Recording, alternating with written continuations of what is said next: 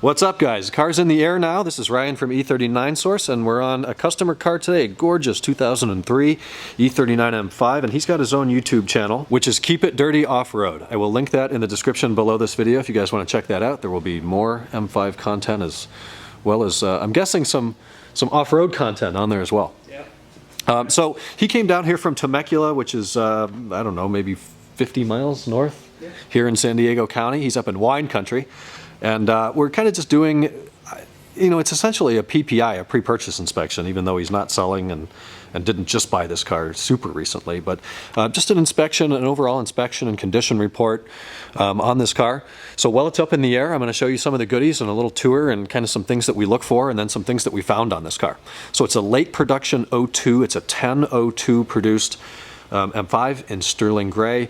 The interior, we'll kind of get a look in there in a little bit, but that is the 05 SW Sport extended leather interior. In excellent condition. This one has 226,000 miles on it, so it's a car that's certainly seen some miles, but it's clearly been well cared for. I've been working on this car here for maybe approaching 2 hours. We have yet to find any bit of corrosion. It did spend time in the East Coast before coming out here to San Diego. I think he said 5, 6, or 7 years ago. But it's been just marvelously maintained. There are some aftermarket items that we've come across here, such as obviously the wheels, and we're going to get into some DINAN goodies that are on this car. But we do have tinted side reflectors and tinted or smoked rear Helio tail lights. But really, the cool stuff is underneath. And there's some things on this car that I haven't even seen before. So I started the inspection in the back. Well, actually, I started the inspection on the car with the body condition and report. There's a couple of dings, certainly normal of a car of this age in miles. And then we just looked at all the common rust areas and found none. And I'm going to have to show you guys the gas cap. It's the cleanest fuel filler door and gas cap area I have ever seen on an E39.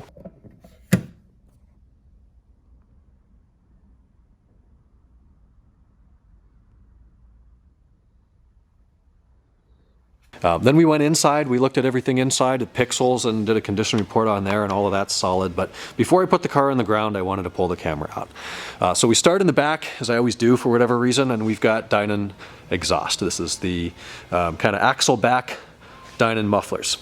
Then we see a blue sway bar adjusted all the way out. That is the DINAN adjustable rear sway bar. Now we see yellow struts, and they're same in the front. Those are Bilstein struts with the blue springs up there, so DINAN springs. He just did a diff fluid change. We inspected all the bushings back here, found a couple that show some wear in the swing arm here, where the rear swing arm, H-arm attached to the subframe. Not fun bushings to do, but they do need to be done. Diff fluid I mentioned he had done, fresh plugs in there, which is nice. The black bushings there are the newer ones. Original ones are red, so it's cool to see that those are done. Super clean chassis all the way up here. Zero rust on any of these welds. The floor pans are mint. A little bit of dust under here from 200,000 miles, but certainly good news. Then we get up here, and I have never even seen a set of these before. Check it out. Who knows what they are? These are actual Dinan Headers. It comes back, each cylinder's in its own pipe, all the way to the back of the fuel filter, which is right here, all the way back. Look at that. And then it goes into your stock cats. And I don't know exactly what's going on here. Maybe somebody can leave a comment. But we've got the original post-cat O2 sensor bung is plugged, and then there's been a fresh one drilled and welded on there. So did they round out and then they tried to plug them? I don't know what happened. They've drilled new O2 sensor bungs for some reason. Some minor seepage on the transmission where the gearbox and the bell housing meet. It's normal. My car does the same thing, but a little bit of seepage there.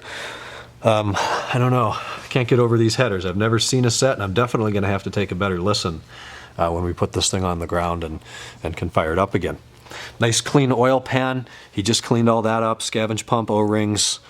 A couple aftermarket things here I've never even seen before. So the front wishbones have PowerFlex bushings on the bushing end, the subframe end, and then the original, BMW ball joint out on the wheel carrier end. I did recommend that he do the center track rod, outer tie rods. The ball joints in these wishbones, unfortunately, are very cracked, although not busted open yet. They're gonna be, so that'll need some attention. And then on the curved control arms, it's got some sort of aftermarket bushing in there. I'm actually not familiar with this one. I don't recognize it. I don't know if it's PowerFlex or what, but it's absolutely aftermarket, and he doesn't complain about vibrations at 50. So I'm thinking that's what that is.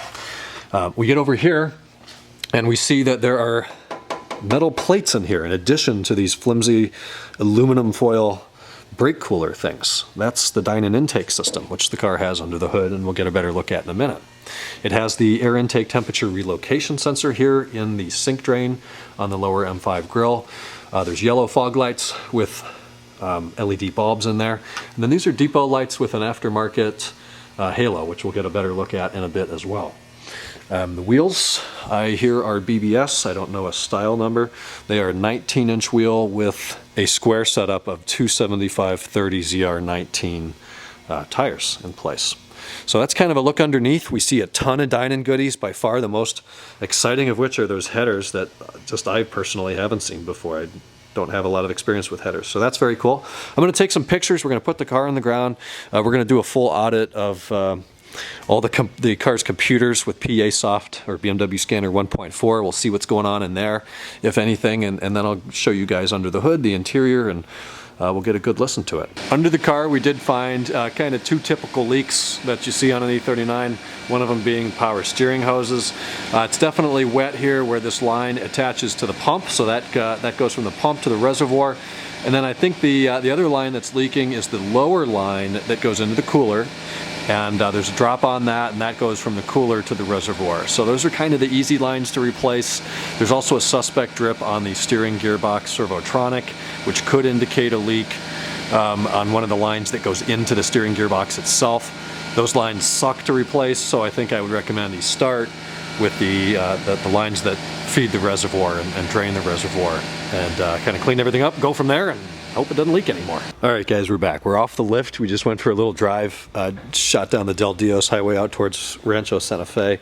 I don't think I've ever driven a supercharged M5 before, or not supercharged, an M5 with headers before, and it is quite an experience. He kind of says it feels like a turbo the way it builds power, and he's not wrong. That 3,000 plus, 3,500 RPM plus, just pulls hard as hell all the way to 7,200 RPM redline in this car.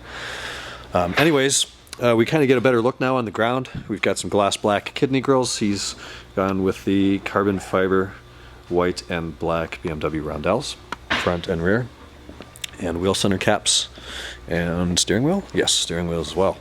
And before we get inside, we'll kind of just continue a little walk around here, see some more of the car. It's got some, I'm guessing, it's darker than 35. That might be like 15-20% tints in the back and the back window. Which is kind of the theme for this car, being sterling silver with gloss black badges, black wheels, and black tint.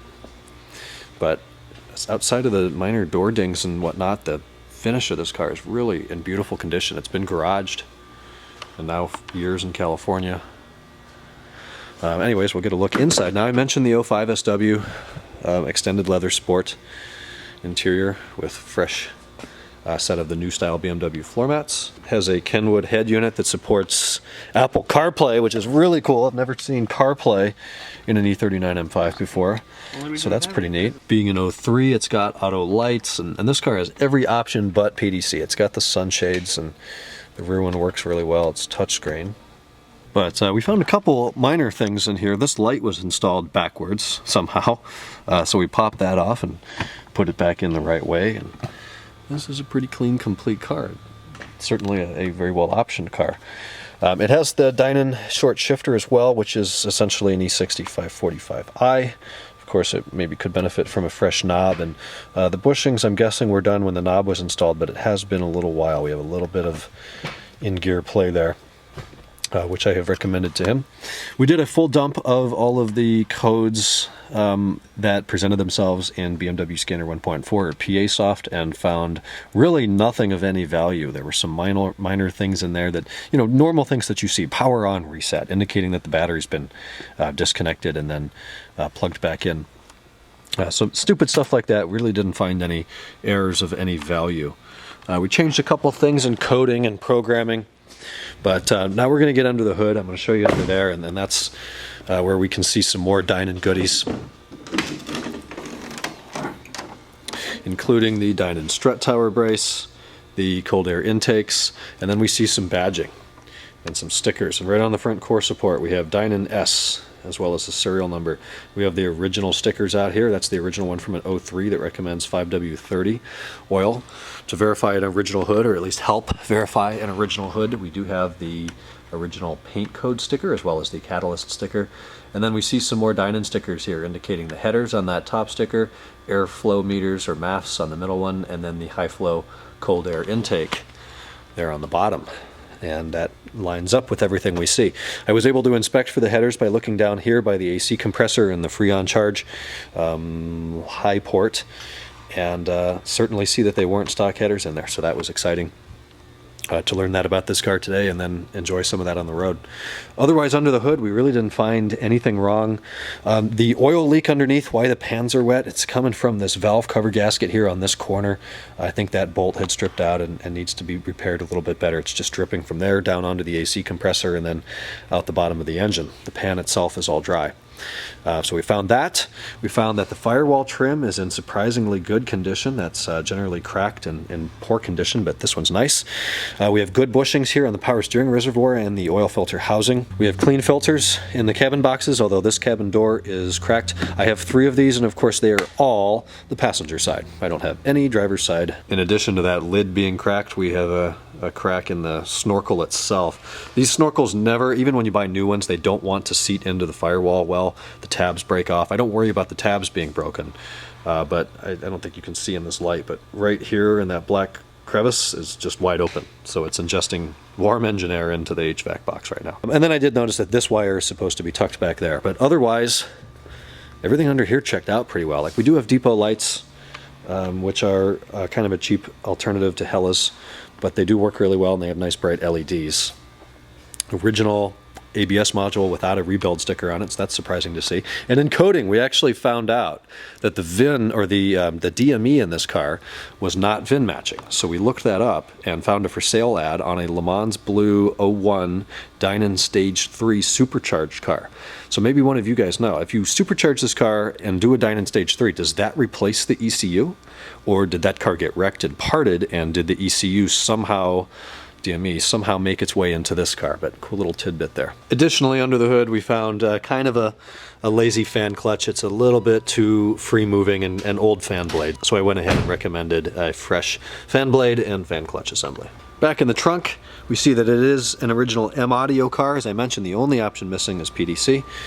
We see pretty clean carpeting, a Mark IV, but immediately we see something's a little bit off over here. The Mark IV is kind of cattywampus in its little opening here. So we open it up and the CD changer's missing and the BM53 radio isn't plugged in, and oh boy, there's a lot of terminal connectors and weird colored wires, and somebody's done some very aftermarket things around here, which is unfortunate. That this is, but you know, you get CarPlay and Bluetooth and some modern functionality and Sirius with a tuner for a lot cheaper than the factory stuff, but you just never really know, like, why is there a big heat sink screwed into the chassis here, and they're tapping a tail light wire for, I assume, voltage, and kind of a bizarre thing, but hey, it's ready for a blue bus.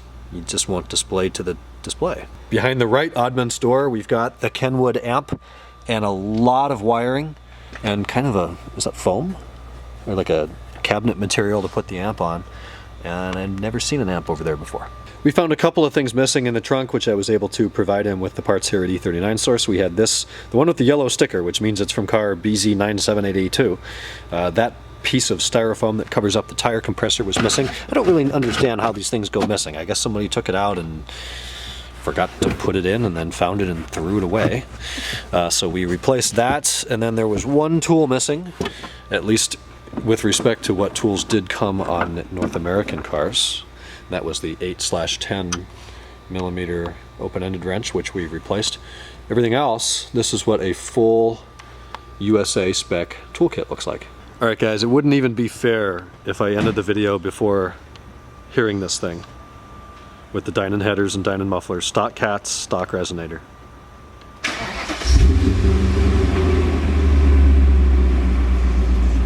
Hilly details.